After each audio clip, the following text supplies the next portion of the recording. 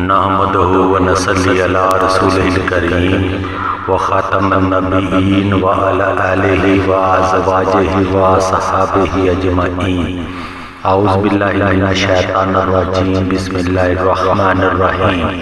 ربنا اغفر لی ولوالدی وللمؤمنین یوم یقوم الحساب۔ السلام علیکم ناظرین، میں چشتی اسلامی خزانہ یوٹیوب چینل کی جانب سے آپ سے مخاطب ہوں۔ میں اللہ کریم سے آپ سب کی خیریت نیت چاہتا ہوں۔ اللہ کریم آپ کو اور مجھ ناچیز کو اپنے حفظ و امان میں رکھے۔ میری ویڈیو اچھی لگے تو چینل کو سبسکرائب کر لیں تاکہ ہر آنے والی نئی ویڈیو آپ تک آسانی سے پہنچ سکے۔ ناظرین، آج کی میری ویڈیو کا متن اللہ کریم کا وہ اسم مبارک جو پوری کائنات کی خوبیاں اور راز اپنے اندر پوشیدہ کیے ہوئے ہے۔ جس بھی کسی نے اللہ کریم کے اس اسم مبارکہ کو کسی بھی مقصد کے لیے دل سے اور توکل خداوندی کے ساتھ پڑھا، اس نے اپنی منزل پائی، اس نے مجدھار میں کنارہ پایا۔ تو اللہ کریم کا وہ نام ہے یا صبور۔ آج میں کوشش کروں گا کہ اس ویڈیو میں یا صبور کے پڑھنے کے تمام فوائد تو ممکن نہیں، جتنے زیادہ سے زیادہ ہو سکے آپ کی گوش گزار کر دوں۔ اللہ کریم کا صفاتی نام یا صبور، اس اسم مبارکہ کے کل اعداد 298۔ جو کوئی بھی یا صبور صبح سورج نکلنے سے پہلے 298 مرتبہ یا صبور پڑھنے کی عادت بنا لے گا، اللہ کریم اسے تحمل، برداشت، صبر و سوچ سمجھ جیسی نعمتوں سے نواز دے گا۔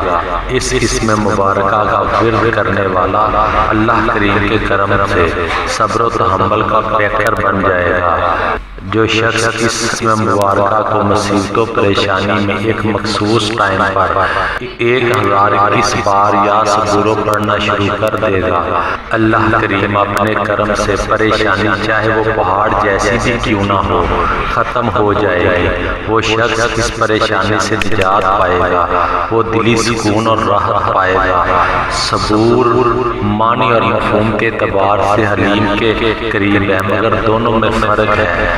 فرق یہ ہے، صبور اس بات کی دلیل ہے کہ بندے کو مشکل و مصیبت اور پریشانی میں صبر دینے والا، شہوت اور خواہش کے مخالفت پر صبر دینے والا، ادائے عبادت کی مشقت پر صبر دینے والا۔ تو بندے کو چاہیے کہ ہر مصیبت اور پریشانی میں اللہ کریم سے صبر کی دعا اور امید رکھے، تو وہ شخص فلاح پائے گا، جیت جائے گا۔ صبر کرنے والے زندگی کی جنگ ہمیشہ جیت جاتے ہیں۔ میری تمام ناظرین سے درخواست ہے کہ زندگی میں جب کبھی بھی مصیبت اور پریشانی آئے تو اللہ کریم کی ذات پر اٹل یقین اور یا صبوروں کا ورد کرے۔ اللہ کریم کی نافرمانی سے بچے تو کوئی بعید نہیں کہ وہ فلاح نہ پائے، نجات نہ پائے۔ اس اسم پاک کا بندے سے یہ تقاضا ہے کہ صبر کا دامن نہ چھوڑے، کسی بھی کام میں سستی اور جلدی نہ کرے، بلکہ وقار، تمانت اور تمکین اختیار کرے۔ ہر رنج و غم میں اللہ کریم سے پناہ طلب کرے۔ مشائخ میں ایک بزرگ کا قول کتنا دل فریب اور سچ پر مبنی ہے: جامع صبر پیو، اگر مر جاؤ گے تو شہید کہلاؤ گے، اگر زندہ رہے تو سعید کہلاؤ گے۔ صبر و تحمل ایسی گراں قدر نعمت ہے جو بندے کو بے پناہ مسائل سے نجات دلانے کا باعث ہے۔ ہم ایک اچھی اور مستحسن زندگی بسر کر سکتے ہیں، بلکہ اللہ کریم کی طرف سے صابر اور شاکر بندوں کو جنت کی بشارت بھی دی گئی ہے۔ مگر افسوس کہ ہم نے زندگی میں صبر کے دامن کو چھوڑ دیا ہے، جس کی وجہ سے ہم ہر طرف بہت زیادہ پریشانیوں اور مصیبتوں میں گھرے ہوئے ہیں، اور دوسری طرف فرسٹریشن اور ڈپریشن یا ٹینشن جیسے روحانی امراض میں مبتلا ہے۔ حالانکہ صبر اور اس کائناتی نظام کا آپس میں گہرا تعلق ہے۔ کائنات کے ہر عمل میں صبر کی آمیزش ہے۔ مثال کے طور پر چاند ستارے اپنے اپنے مدار میں رہ کر صبر کے ساتھ اپنا اپنا سفر طے کرتے ہیں، دن کو رات اور رات کو دن میں بدلتے ہیں۔ ایک پودا مکمل درخت راتوں رات نہیں بن جاتا، بلکہ اسے کئی برسوں کی گرمی، سردی، آندھیوں، طوفانوں کا مقابلہ کرنا پڑتا ہے، تب کہیں جا کر وہ مکمل درخت بنتا ہے، پھل دینے کے قابل ہوتا ہے۔ یہ کائناتی ربط ہمیں یہ سکھاتا ہے کہ ہم بھی اپنی زندگیوں میں یہ ربط پیدا کریں اور اپنی منزل کو پانے کے لیے کوشاں رہیں۔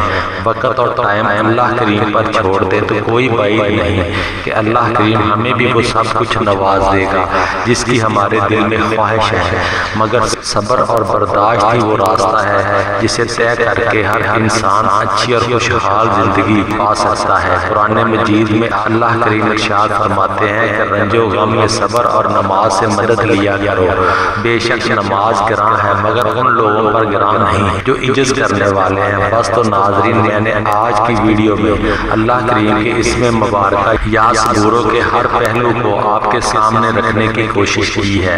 امید کرتا ہوں کہ میری یہ کوشش آپ کے دل پر ضرور اثر کرے گی، آپ بھی صبر و شکر اور حمل کے ثمرات کو جانیں گے۔ بس نماز پڑھتے رہیں اور صدقہ دیتے رہیں، اللہ کریم کبھی بھی نامراد نہیں ہونے دیں گے۔ آمین ثم آمین۔ شکریہ۔